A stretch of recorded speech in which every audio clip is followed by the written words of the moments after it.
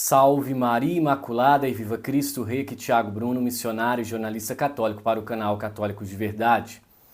Como eu havia dito cedo, eu tentei gravar esse vídeo, mas infelizmente ficou sem áudio, não consegui utilizar a primeira gravação que eu fiz logo de manhãzinha.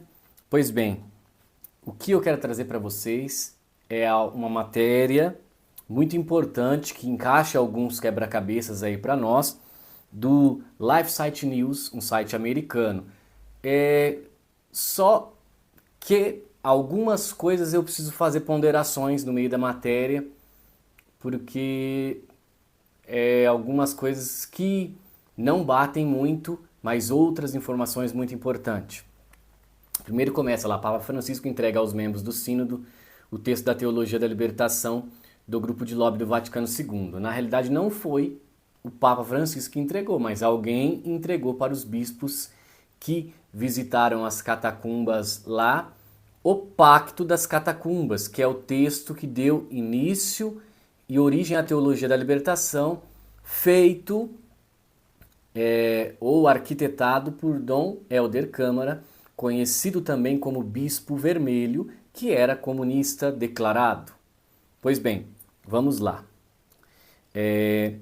Em um movimento extremamente significativo, os participantes do Sínodo sobre a Sinodalidade receberam discretamente o texto do Pacto das Catacumbas, composto pela primeira vez por um grupo de teólogos liberais durante o Vaticano II, que faz parte de uma política relativista igualitária, plano incorporado e promulgado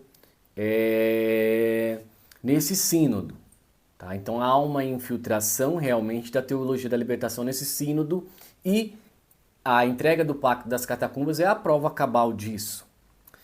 Num artigo que eu trouxe cedo, né, da revista jesuíta American Magazine, revelou que os participantes que foram visitar as catacumbas receberam o livro com o Pacto das Catacumbas. E o historiador, aqui o Roberto Di Mattei, descreve como o último ato de um processo que começa com o Vaticano II e culmina com o Sínodo da Sinodalidade. O Pacto das Catacumbas, essa é a declaração do historiador, né, o Roberto Di Mattei. O Pacto das Catacumbas, distribuído aos padres sinodais na semana passada, não é um evento puramente comemorativo, mas o último ato de um processo que começou com o Vaticano II. A teologia da libertação, ela dá a cartada final com esta situação. Tudo começou ali arquitetado no Concílio Vaticano II. O Brasil saiu de 95% de católicos para 50% agora. E daí nós vemos como a teologia da libertação afunda a igreja em perca de fiéis e perca do centro da igreja, que é Jesus Cristo, porque eles substituem Cristo por obras sociais e pelo pobre.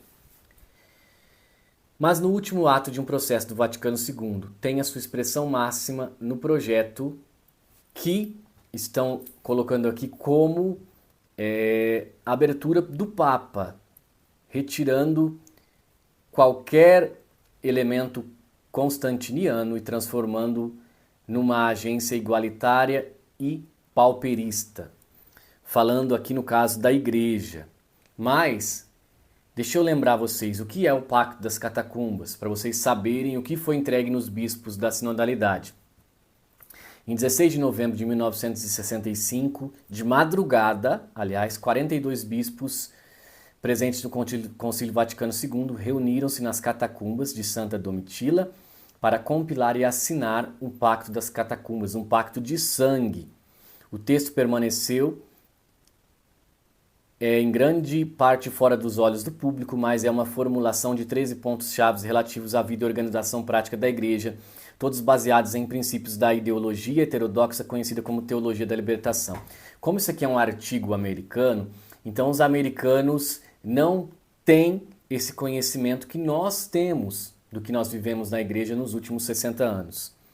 Mas, só para contextualizar, o texto vai destacar viver de maneira normal entre o povo, rejeitando a aparência de realidade das riquezas. Eu citei no primeiro vídeo de cedo essas coisas aqui. São práticas comuns dos padres que são adeptos à teologia da libertação, não querem usar roupa de padre, eles odeiam a batina, sabe? Tudo que é aquilo da ortodoxia da igreja, eles rejeitam.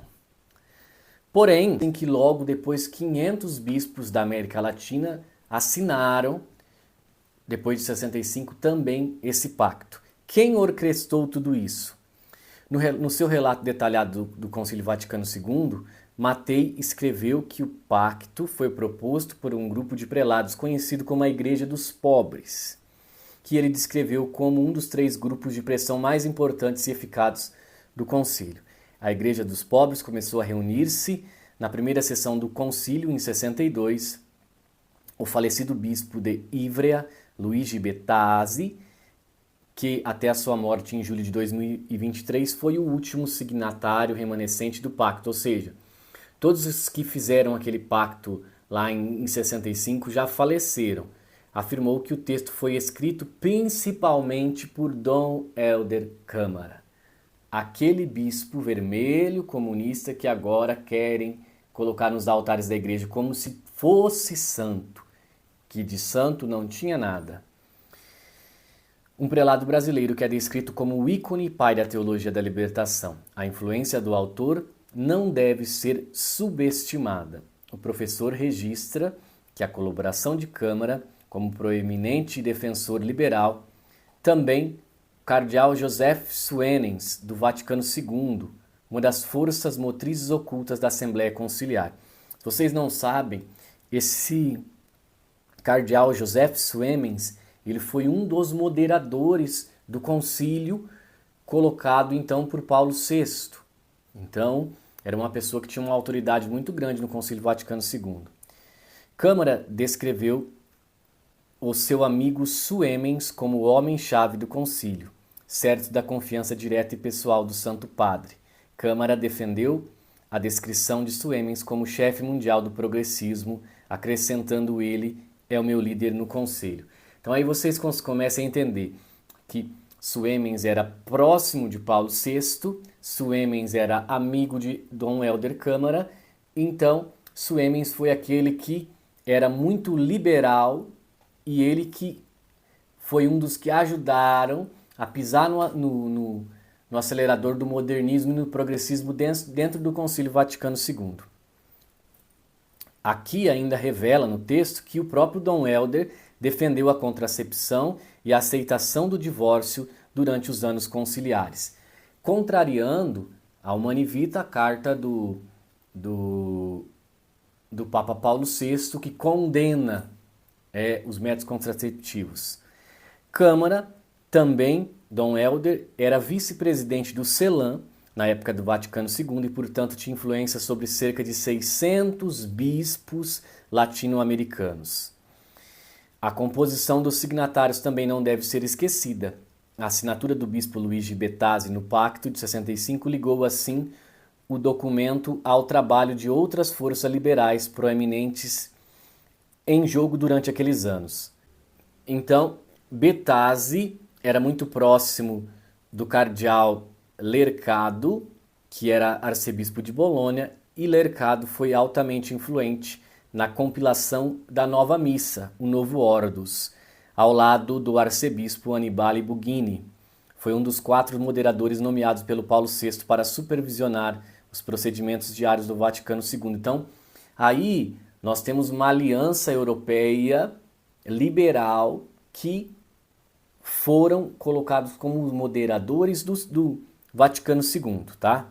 Então, tudo isso está muito ligado com a formação do Papa Francisco enquanto padre, e nós podemos dizer que o pontificado do Papa Francisco é muito aberto a esse progressismo justamente por essa formação mais na linhagem da teologia da libertação, ou também chamada teologia do povo, na Argentina.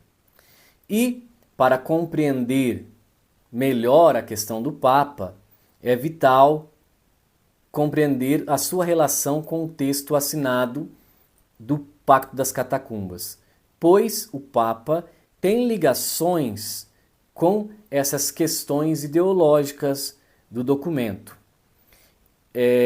Por exemplo, no dia 21 de março de 2013, uma semana após a sua eleição, o Papa Francisco recebeu uma cópia do Pacto das Catacumbas da mão do ativista argentino Adolfo Pérez Esquivel, apoiante de alguns governos totalitários aqui na América Latina. E também nós não podemos negar que, diferentemente de Bento XVI, o Papa Francisco tem um outro olhar para Leonardo Boff. E daí nós entramos no pontificado do Papa Francisco e nós chegamos então no Sínodo da Amazônia, que o cardeal Dom Cláudio Rumes, que foi o organizador ali principal do Sínodo da Amazônia, em que alguns bispos renovaram esse pacto das catacumbas.